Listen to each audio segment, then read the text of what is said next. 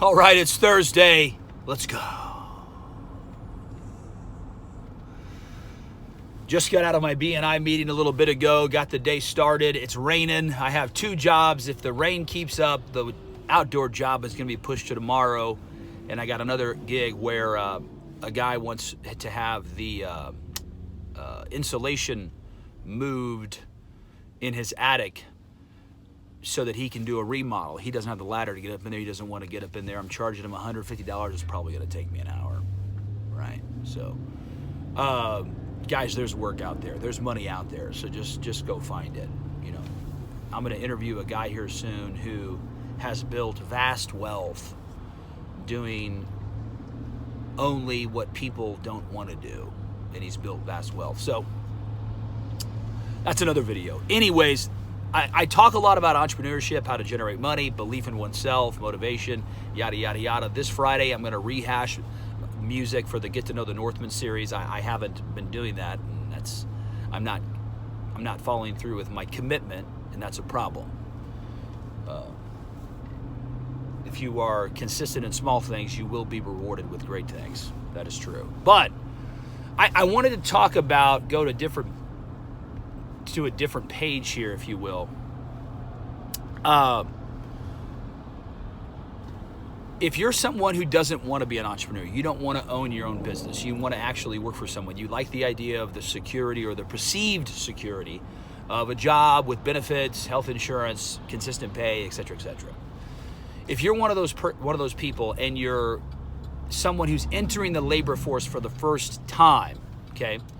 And even if you're not entering the labor force for the first time, but this is definitely for people who are entering the labor force for the first time, you need to understand that you are the commodity by which all of these companies are desperately searching for. You are literally the resource that they are looking for. And I say that because I want people to understand, since you are the commodity that people want and need. I got to pick up my car, having car trouble, so I'm using my other car. It's been kind of a pain in the ass. But anyhow, if you can understand that you are exactly what these companies need, it will give you confidence and knowledge to negotiate for higher pay, okay?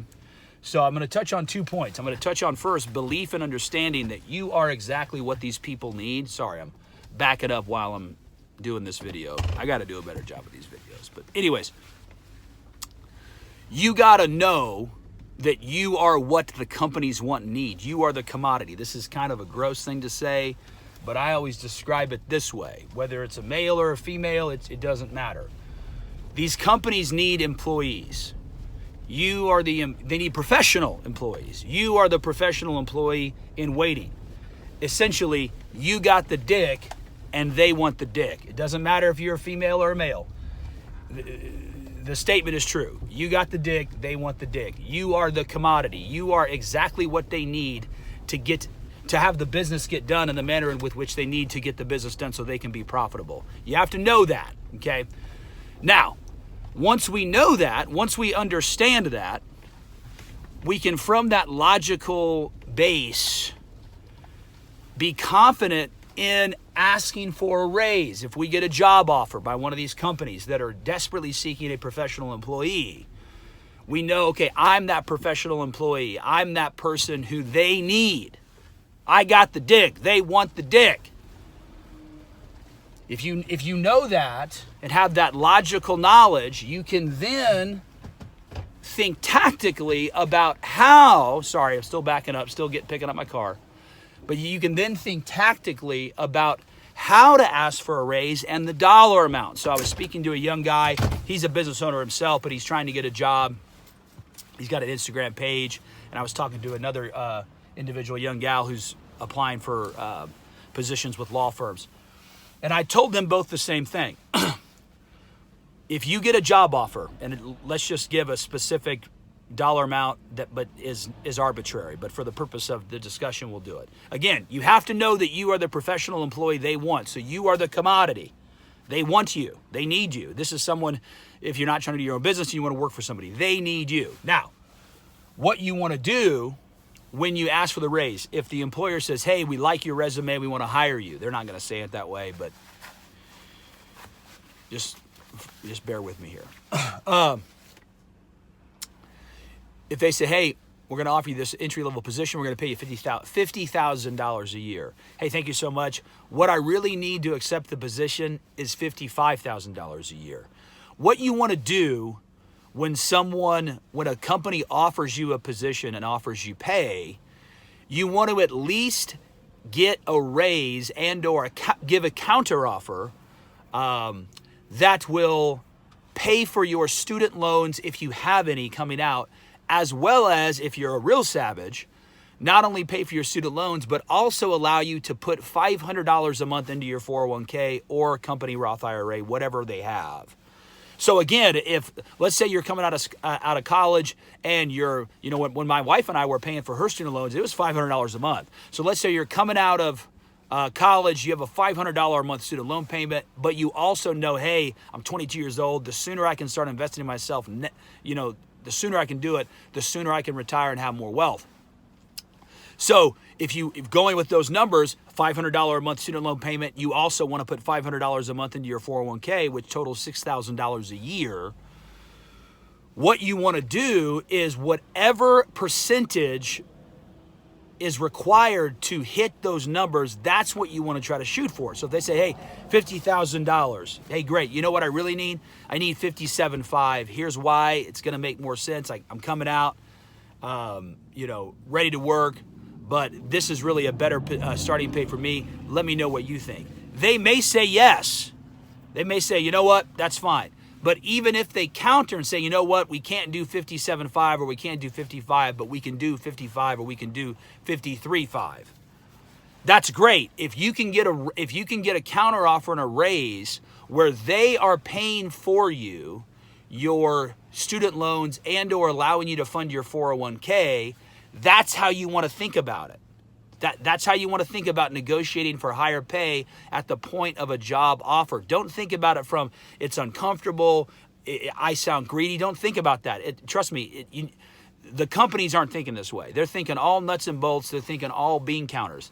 Think about negotiating for your pay from the standpoint of if they're going to give me $50,000, if I can get an extra $6,000 a year from them, and now that extra $6,000 is paying for my student loans, and the $50,000 that they initially offered me is entirely mine with the exception of my rent or mortgage and my utilities. Well, you're that much further ahead. If you're a real savage and you can get an extra $6,000 on top of the $6,000 you negotiated, which is basically a $12,000 bump, that means you now have them paying your student loans and they're giving you extra money to fund your 401k. That's how you want to think about it. Again, don't think about it from the standpoint of it's greedy or it's uncomfortable. Again, you are the commodity. You are the professional employee that they need. Guys, I talked to a drywall guy yesterday, has his own business. He starts people at $150 a week with the knowledge that if they do a really good job, so basically he treats his workers in the same way that I treat mine. He pays them on production. There's a flat rate, but if they produce a lot, he ups their pay to $200 a day. And it's not because he's egalitarian. It isn't because he's a socialist or he's charitable. He can't find good workers that want to bust their ass. He can't find them, can't keep them. So he's willing to cut into his profits just to get good workers. Guys, these companies are ready to pay you money because they can't find people that are willing to bust their ass. We have a slew of lazy, poor thinking individuals. All you have to do is show up early, try your best, and God damn it, you're going to make money. That's a fact. Don't let anyone tell you otherwise.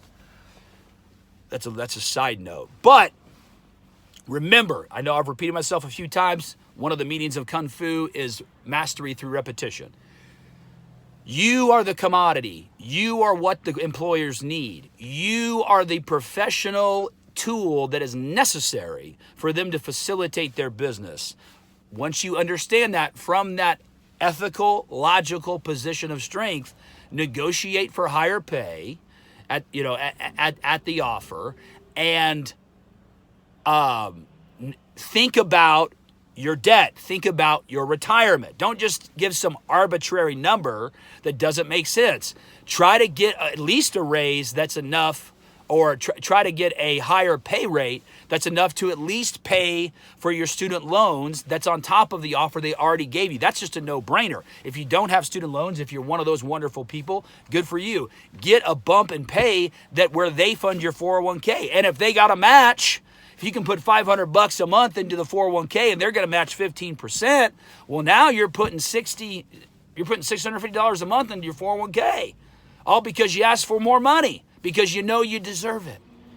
This is how you want to think, guys. You want to think about it this way. You are the commodity. You are what they need. The gross redneck way of saying it that I coined. You got the dick. They want the dick. Make them pay for the dick. Make them pay for it. Whether you're a male or a female, make them pay for it. They want to. They want to give you the money because they need you. You have to understand that. And again, think about your counteroffer from the standpoint of, if I can get X amount of dollars more that will pay for my student loans on top of the money that's going to be mine that I'm going to have for my life, that's a win. And it's probably feasible. Now, real quick, counterpoint. Let's say the company says, no, you're fresh out of college, you don't have any labor experience, we're not even going to counter your counter, we're just going to give you $50,000. I know I just spent 10 minutes here talking about being strong and negotiating. I would say this, take it. Take the position, but knowing that in a year's time, when you have experience under your belt, you're going to start applying to other companies without obviously your company knowing. And when you get an interview, you're going to say, actually, with that company, when they interview you, say, I know the position starts at 55, I need 65. Who knows? They may say yes. And if they don't, who cares? You have a job making income that you can start paying on your debt, start funding retirement, and start living. So again, shoot for the stars, push it, try to get what you can. But if they stonewall you and say no, take the offer, get experience. And then from there, make sure that you know you're not going to stay with them. You're not going to stay with that company. You're going to use the experience that you've acquired and the knowledge that you've acquired and the skills that you've acquired at that lower pay rate, and you're going to go find employment elsewhere for more money. Okay? So there's two ways to approach it. But again, you have to understand, you are the commodity. They need you. They want you.